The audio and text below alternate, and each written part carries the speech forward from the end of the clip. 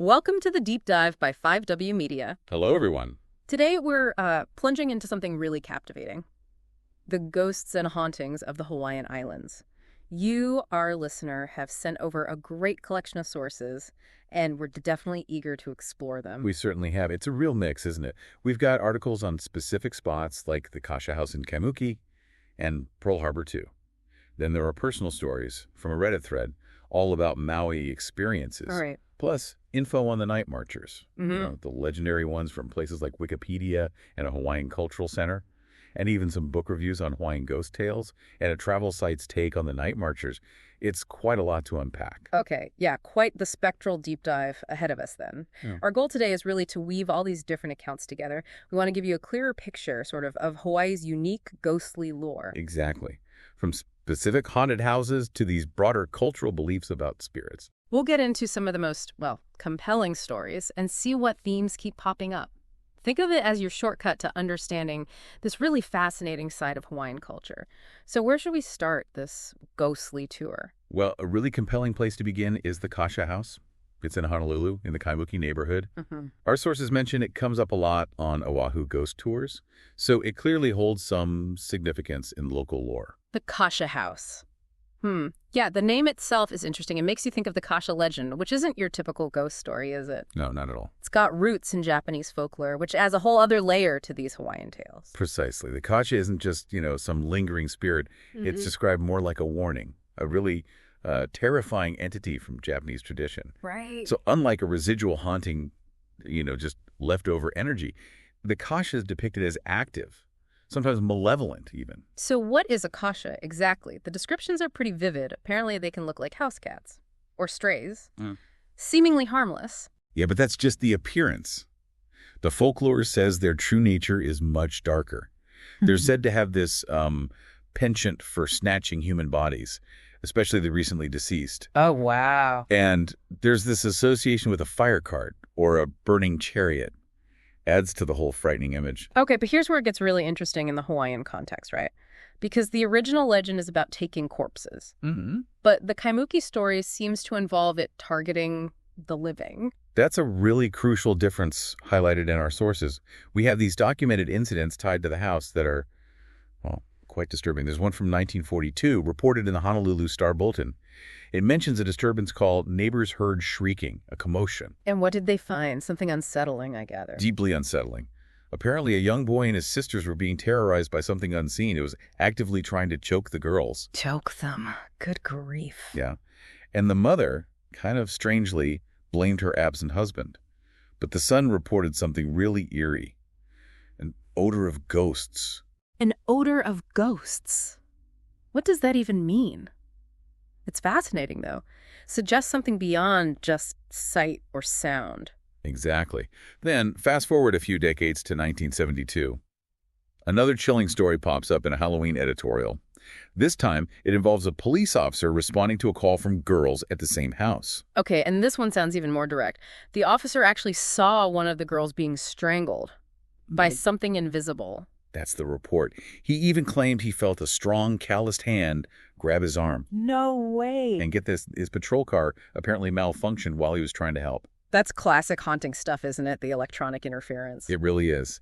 And the detail about another officer, a sergeant, using Hawaiian salt and water to try and deter the spirit, that's significant too. Oh, so. Well, it shows that blend, local Hawaiian beliefs and practices being used to deal with this entity that seemed to have Japanese roots. It's a real cultural crossroads. Yeah, that really highlights the mixing of cultures in Hawaii. So this Kasha house has definitely become a local legend then. Oh, absolutely. There's this belief it was torn down around 2016, replaced with a new building. Right. Which brings up questions, doesn't it? Did tearing it down release the Kasha? Or is it still lurking? Exactly. And there are theories floating around locally. Maybe a murder happened there, or something about a tombstone in the backyard being the source. It makes you wonder what anchors these really intense hauntings. One source mentioned judging hauntings by the power of the presence, contrasting this active, scary Kasha with, say, more passive apparitions, like the night marchers we'll get to later. That's a key point. The Kasha story is all about direct, terrifying interaction. Other hauntings might feel more like echoes of the past, lingering energy. Okay, so that's the Kasha house, intense, localized, with that fascinating Japanese twist. Let's broaden out a bit now. Let's talk about that Reddit thread, the one focused on Maui ghost stories. It really gives a sense of how common these beliefs are, doesn't it, in everyday life? It really does. What's fascinating is just the sheer number and variety of experiences people shared. The person who started the thread grew up around Kaanapali, Kahana, Lahaina, Oh.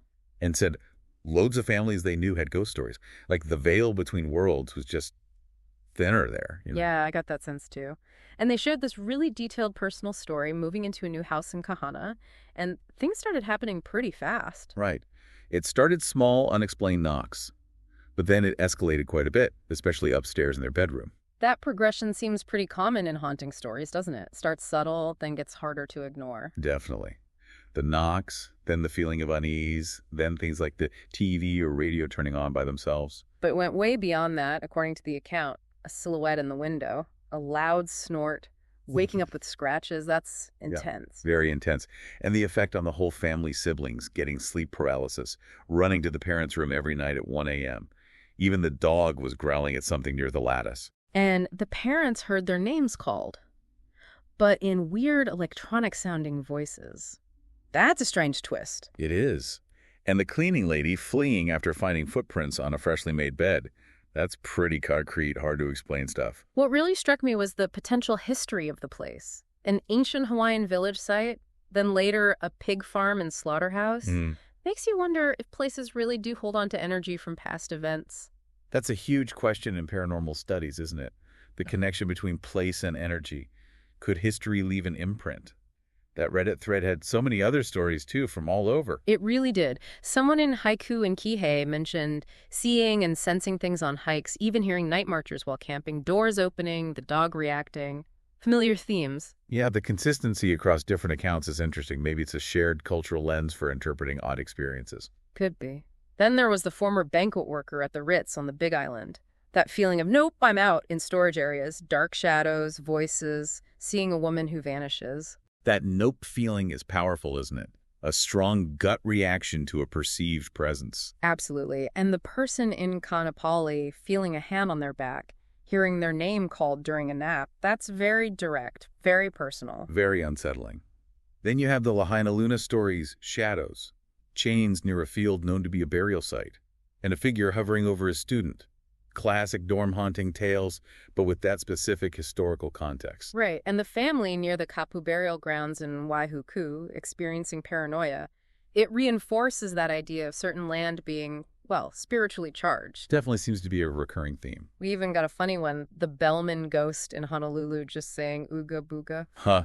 Yeah, it reminds us it's not all terrifying. The supernatural can be weird, even comical sometimes. True, but then back to the more classic stuff in Kihei.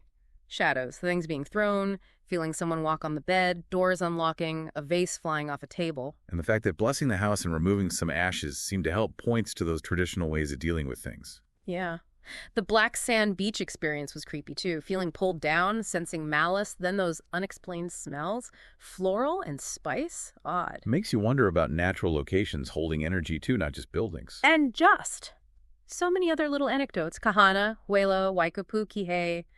Wind sounds without wind, crunching leaves, weird shrill sounds, kitchen noises, missing stuff, shadowy figures heading to the mountains. It paints a picture of these experiences being quite widespread, part of the fabric of life for some people there. Even the recurring man in an aloha shirt in Waiane, seen by the same family in different places, but not threatening. That's unique. It is. And the uncle's story, the scary figure on the back road that he thinks saved him from a crash, that flips the script a bit. A frightening encounter, but potentially protective. Wild. And finally, that childhood memory from Kahana the puppy growling, seeing a face outside a second-story window after hearing a local haunted church story. Yeah, shows how legends can shape perception, maybe even experience from a young age. That thread is a gold mine of personal perspectives. It really is. So, moving from those personal stories, let's get into something more established. Part of the deeper folklore. The night marchers. Ah, yes. The Huaki Up, or Oyo. These are serious businesses in Hawaiian lore. The ghosts of ancient warriors. But not just any ghosts, right? They're like a spectral guard for sacred chiefs, the alii. That's the core belief. They're said to come out from burial sites or even from the ocean on specific sacred nights, honoring Kan, Ku, Lono, Kanaloa, and they march. They process to old battle sites or other sacred places. The descriptions are pretty vivid. Normal-sized warriors geared up for battle spears, clubs, drums, conch shells. Right, but here's the otherworldly part. They float. They don't touch the ground, don't leave any footprints. Creepy. And they march at night, sunset to sunrise, with sounds like chanting, conch shells, marching. Exactly. And there are signs they're coming. A foul, musky smell, apparently, and torches that get brighter and brighter as they get closer. Oh, and sometimes they might appear in daylight. But that's usually said to be when they're escorting a relative who is dying. Okay, now, the really important part seems to be the warning associated with them. It's not just spooky. It's considered dangerous, potentially fatal. Absolutely. The ancient belief was clear. Look at them defiantly, you die. Violently. So what do you do? The safe thing to do is lie flat on the ground, face down, motionless. It's a sign of respect. You hope they pass you by. Okay. There's also this belief that maybe, just maybe, an ancestor marching with them might see you, recognize you as family, and shout, "Nay," which means mine, and that protects you. Wow. That adds a layer of hope, I guess. What about protecting your home? Tea plants. Yeah. Planting living tea shrubs around the house is believed to be protective, make them avoid the area. Interesting. And there's this other detail. If a house has doors lined up straight through, front to back, they're said to just march right through it. No deviation. Suggests they're really focused on their path, their purpose. Seems so. And the style of the march itself can apparently vary. It reflects the tastes of the chief they're escorting. More music, if the chief liked music, that kind of thing. That personalizes it a bit. Now, you mentioned the chiefs, the alio.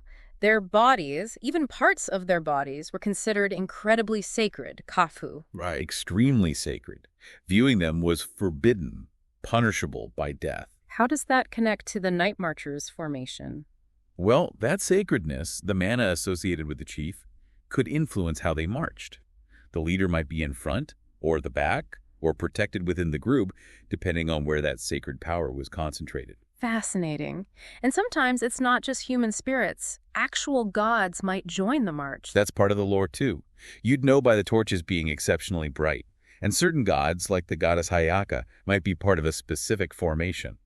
The number 5 is sometimes mentioned in connection with these divine marches. Okay, so for people visiting Hawaii or living there, are there known hotspots, places linked to night marcher trails? The travel site listed quite a few. It did on Oahu, places like Nuuanupali Lookout, Kagawa Valley, Kalihi Valley, the Pali Highway, especially since a big Kamehameha battle happened there. Right, makes sense. Also, the Kamehameha Schools campus, Kuloa Ranch, which is a known burial site for chiefs, and sometimes linked to unexplained car trouble. And other islands? Maui has La Perouse Bay mentioned. Molokai has Kaunakakai, near a major heiau or temple. Yeah. La'i on Oahu, an old city of refuge.